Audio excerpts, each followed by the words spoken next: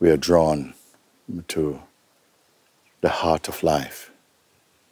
Self-discovery, you can put it another name for it. And so something, our entire system, life system, it gets integrated with a deeper consciousness and starts to function as the expression of consciousness on the surface and as the unity of consciousness inside. What happens is that what can be noticed is that as you're moving in life, your inner sensory and sensitiveness to your environment is almost as though your beingness is in correspondence with the universal consciousness and the field.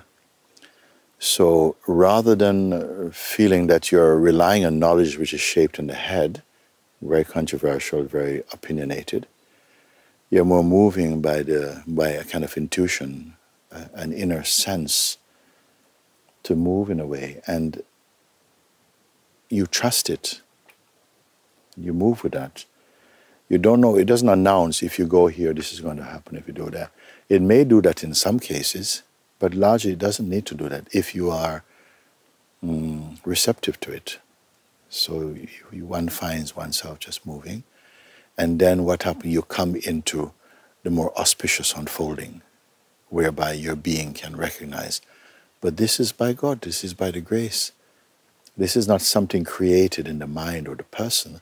This is just life unfolding, and with such a sweet harmony, not necessarily a fluffy sweetness, but something that feels credible and potent and complete and fulfilling. And the more that this is recognized, the more the soul, if you want to put the word soul or your beingness, opens more to this. It accommodates that invitation, and it sort of merges more deeply into that field, a very integrated field. But it's not, this is a non-visual experiencing. It's more an intuitive, a sensing. And so we move away, or we are less reliant on constructed knowledge, on fixed modes of thinking, or on projections and things based on what you have experienced before, or mentalizing. And more there's a sort of a very immediate sensing and a kind of feel of harmony moving through this body, because we give a lot of importance to the body. It is the house of being. So we know that wherever you see the body, just like if you go to visit someone's house, you go to the address, you find the house, you knock on the house to see if they're in. And in this house, you know, you're almost always in. I say almost always in, because if somebody see your house of your body, they say, ah, hey, John, how are you doing? Huh? And the John consciousness responds to that. And sometimes we're not really that much in. Sometimes we are somewhere, you know, surfing on our projections, or, you know, in some state of time backwards or something like this. But as we get more familiar and accommodate and welcome this spirit of harmony that you are discovering, not just hearing about, not just believing, but actually verifying and experiencing that, it's as though it opens up another kind of language where your communication is with nature and with life as a whole. Without labeling things, one moves about in one's own rhythm and find that life is healthy and harmonious. And the beings you meet is like something else is arranging your meetings.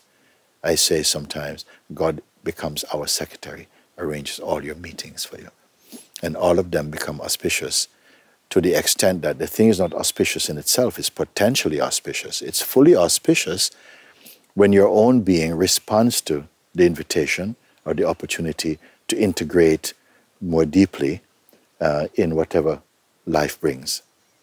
And this is what I so much encourage. Not for some outcome in the visual situations around you, like, now this is better and so on. Yes, that's part of it. That's part of the fruit of that. But more inwardly, one rests in a in a state of equanimity, of an inner, almost a kind of emptiness, which is not preoccupied with projections and fear and anxiety. But there's a natural confidence. You may call that faith, and a growing faith, an expanding faith. And the fruit of it is experience as you move in life, so to speak, in this way. And it's very agreeable and something deep. As I say, it's not a fluffy outcome. We're not searching for, oh yes, everything is so comfortable and sweet. A deeper satisfaction, of a satisfaction based on harmony. And like you're moving not just as an entity moving in a space, but in a field which is not filled only with shapes. That the field itself is shapeless. The shapes arise in it, but the shapes are somehow obeying the deeper consciousness. I don't have to go so much into that. I say taste. In the Bible it says also, taste and see that the Lord is good. Not think and see only, but taste. Sometimes thinking is a kind of tasting. But taste meaning be open to, welcome the possibility, open to the grace field. And as you discover, you yourself will verify. Indeed, it is like that. It's so beautiful. More and more, deeper and deeper. And so what has been previously a focus on events in time and found to be exciting or depressing depending upon what are the shape of our projections, that moves in a much more deeper way. And I want that, if you want to say I want, I encourage people to look, to discover for themselves that harmony within and to move in that. You find that there's no real enemies in the life in this way. Everything is a support, everything is a friend or a teacher on the way. And one finds oneself less of some rigid, structured entity, but much more like a flowing space of being. God bless you. Thank you.